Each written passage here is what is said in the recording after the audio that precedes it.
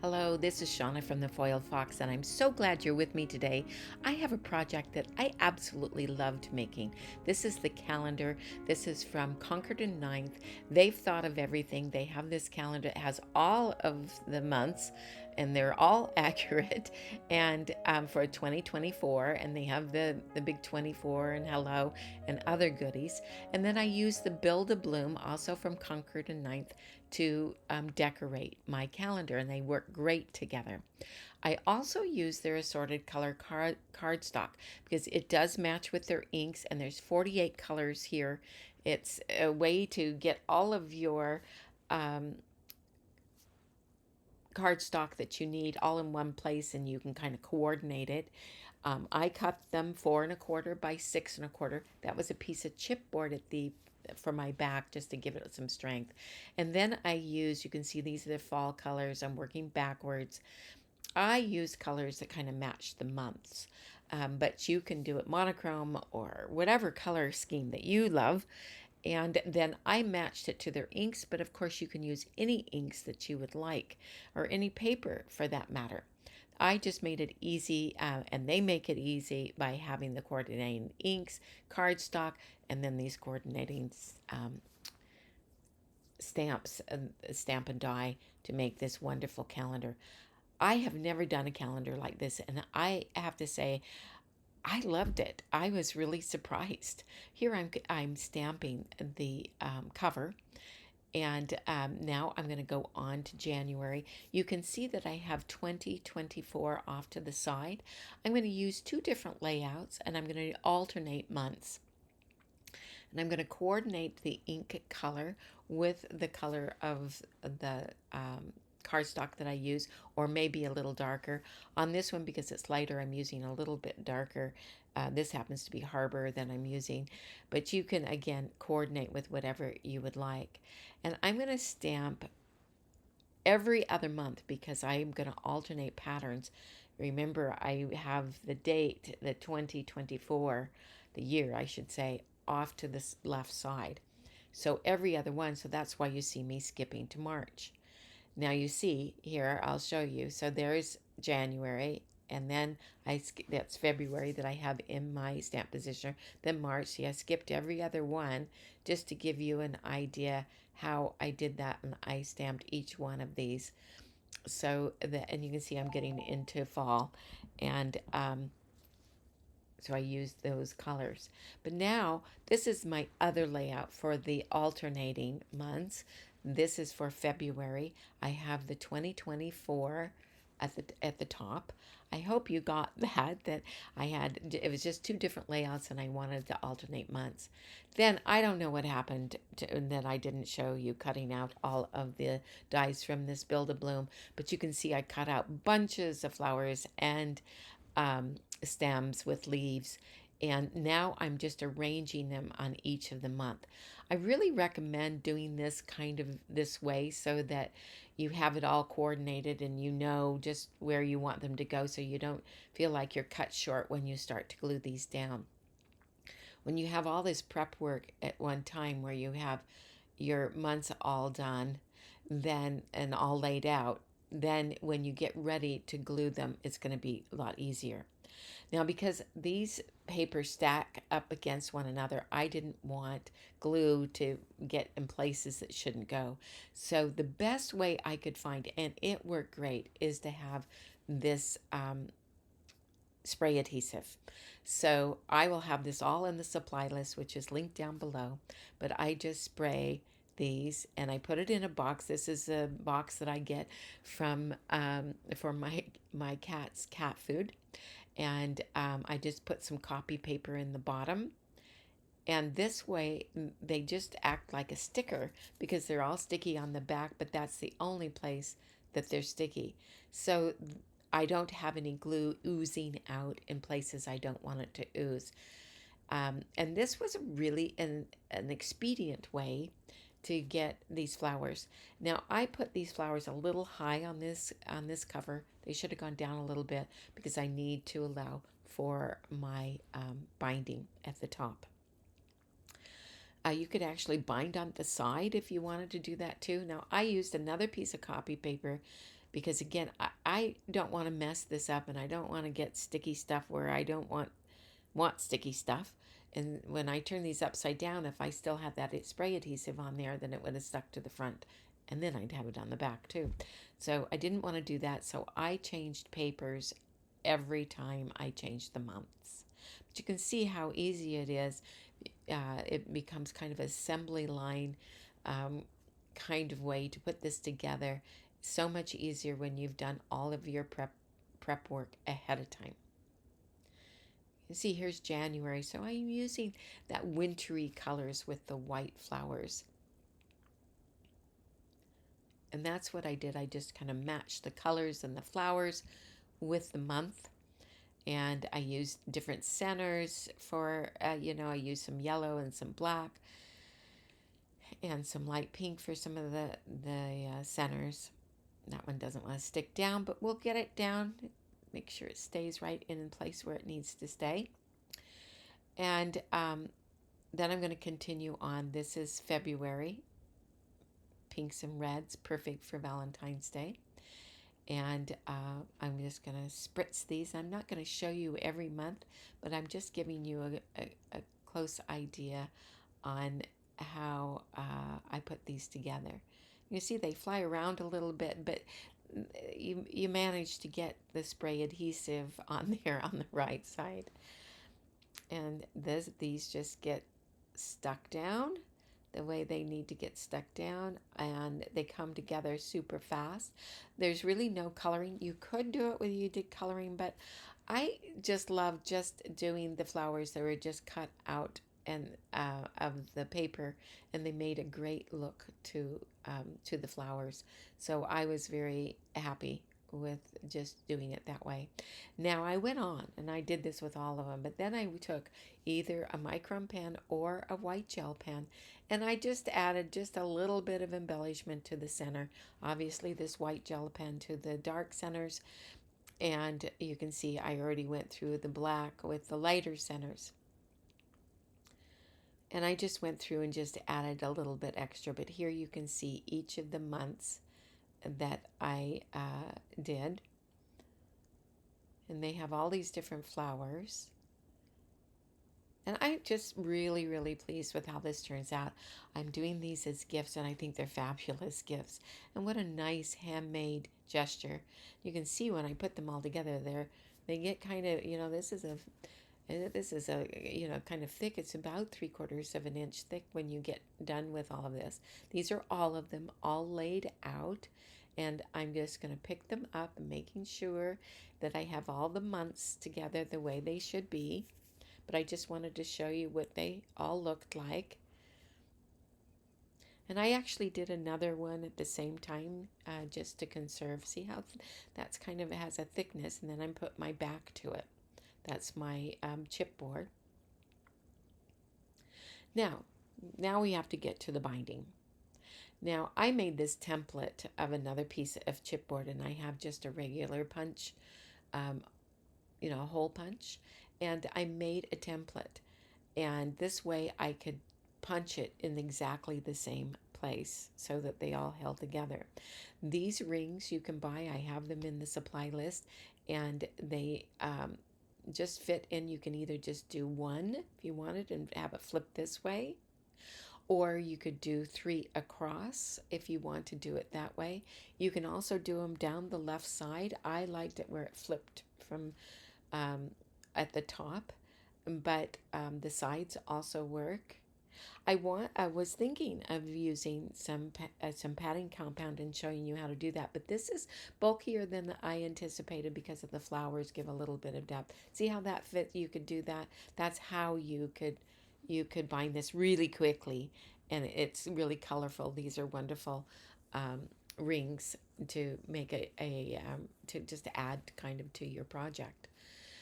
I happened to just have gotten a cinch by We Are Memory Keepers, and I wanted to try it out. Now, like I just showed you, you don't have to have a cinch. You can go the other way with some simple, just a hole punch and buy those rings, and they're very inexpensive. But I wanted to try my cinch, and I'm just going to show you really quick. I cut the holes. Now you see it didn't go all the way across, but they have a handy way. Now my cinch is a multi-cinch and it's a smaller one. So it doesn't go all the way across, but they have this little guide where you put it into the holder just right, and it'll punch all the way across. So I ran ahead and I cut these. I thought I could do a bunch at one time, but the reality is I could only do two. I didn't want to force it because I had just gone to all this work, and there's just nothing worse than going to all this work and then ruining some of the pages. And I'm an impatient soul, so I sometimes do silly things like that. But this time, I'm not going to do that. And I'm going to be very careful. And see, I put it in that little, put the hole, that little, there's a little thing that holds it into the hole in the proper place. And then you punch it down, and you have it where it punched all the way across. So I'm going to continue to do this to all of them, so that now all of them are punched, and I have my wire binding. And you can either get We Are Memory Keepers binding, or you can, I happen to just buy these off Amazon, but you can do them either way. And I have that back, remember. Now, if you put the binding, when it closes, the seam will be in the front, unless you do it the way I'm doing it, which is to put the back on, feed it on as you're on the top, and you'll see what I mean in just a minute. It seems confusing. You have to kind of talk to yourself about this, but it actually works very well. But now I'm going to thread these on, and I'm going to make sure I got the months right before I thread these on. And I'm going to start at the back and then thread them on and end up all in order. And then I'm going to end up with the front of the calendar and the beginning of the months on top. And then at the last one, I'm going to just put my back. This is actually the back, but you'll see in just a minute. Now see, when you put this, it's just a holder for that wire binding right now. And you just take that out and then put it to the back. And I kind of rolled the seam towards the machine, and then I squished it down. And it only squishes down where you're at. If it was larger, you could move it over and squish further. I'm just kind of pinching these just a little bit tighter, just to make sure they don't fall out. And then I'm going to take my wire cutters that I use for cutting dies apart, and now I have the binding all done. And here, now you understand, the back now flips, and it actually turns that binding towards the back, so I don't have the seam in front. It's quite magical how that works. It's just a simple way of doing that. Now I see that I didn't get the back just right, so I'm going to just trim that just a tiny bit, just to fix that little problem, but that's not an issue. That's just the backing. And so now I've got all of this together. I just love it. I think that it really turned out really great. I think that my sisters are going to love it, so it'll work out really nicely. Now, I didn't have an envelope. You can buy those clear plastic ones that are dimensional, but I'm going to make my own. And here's just a few papers that I use, but you can use anything that's 12 by 12 that you like. I actually cut this to 12 by 10 and a half. I'm sorry, 10 and a quarter. And I'm now scoring at 3/4, 1.5, 8 3/4, and 9.5. This is at the 10 1/4 side, and then I'm going to rotate it. This is the 12 side at 3, 3 1/4, 8 3/4, and 9.5 is where I'm scoring. And then once all that's scored, I'm going to come back and take my bone folder, and I'm just going to fold these all down.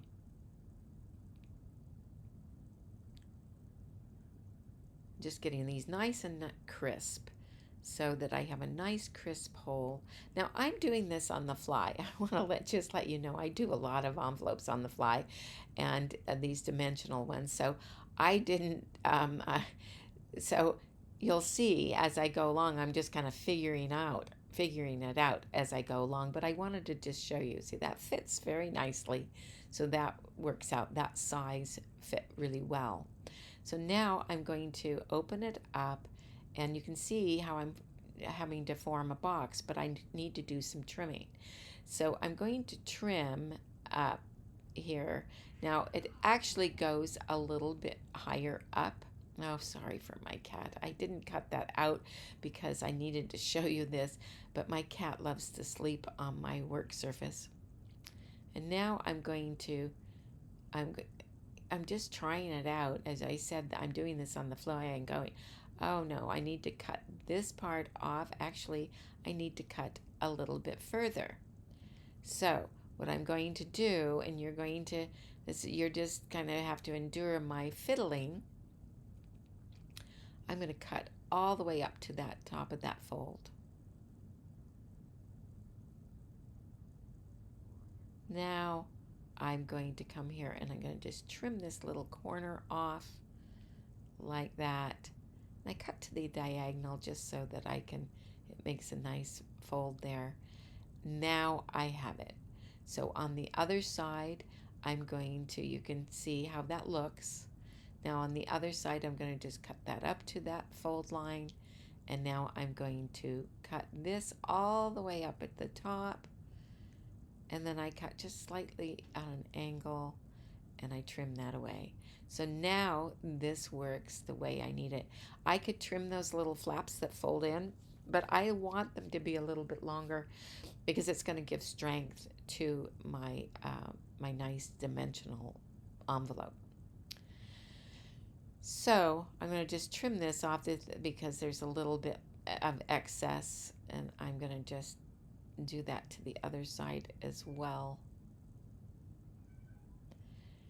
And I'm going to now just check this out to make sure I have it right. And it seems to be coming together very nicely. Now we will do the other side. This one is the flap. So we know we've made the box. So I'm going to cut all the way down to that fold line and then cut this whole section off. So this whole section on both sides gets cut off. And that is to our fold. So see how that comes together. So now I have my envelope, and you can see this is how it looks, how it should look when you're finished. Now I'm going to take some double stick tape. You can use glue here, but I don't like to use glue when I'm doing an envelope like this, because if it spews out, it tends to then stay too sticky, and then you put your content in it, and when you pull it out,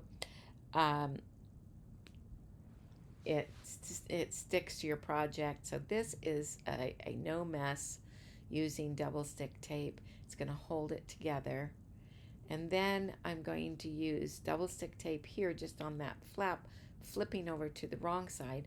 On the other ones, I had it on the right side of the paper. So you can see there. I have the double stick tape. Now I'm going to decorate this before I go ahead and assemble this. Now you'll see later on that I actually wrote on it too, as an afterthought. And so if you're going to write on it or stamp a sentiment or a greeting of any kind, do it now instead of what I did, which you'll see in just a minute, where I had to do it with the box already assembled. And it just adds an extra complication. But I just had some extra flowers, as you can see, and I just decorated with that, and then I'm going to just write a quick little sentiment on there.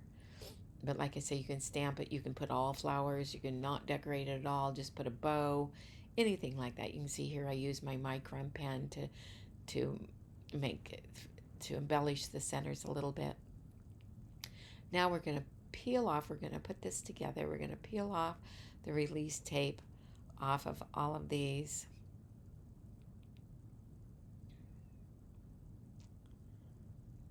We're going to do this to the other side, and then we're going to put this together and make a nice, neat little dimensional envelope for our calendar. Like I say, you can buy those, you can get them on Amazon or different places where you can buy clear plastic, like 5x7s, and they would work very nicely. Now I've peeled off the release tape there. I'm going to make these nice and crisp.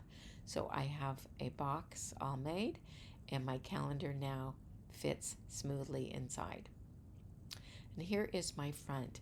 Now, and then here I could put a bow around it if I wanted to, but I decided to take my deco brushes, pens, and I just wrote very quickly. Again, I didn't measure this out. I didn't do anything like that, which I should have.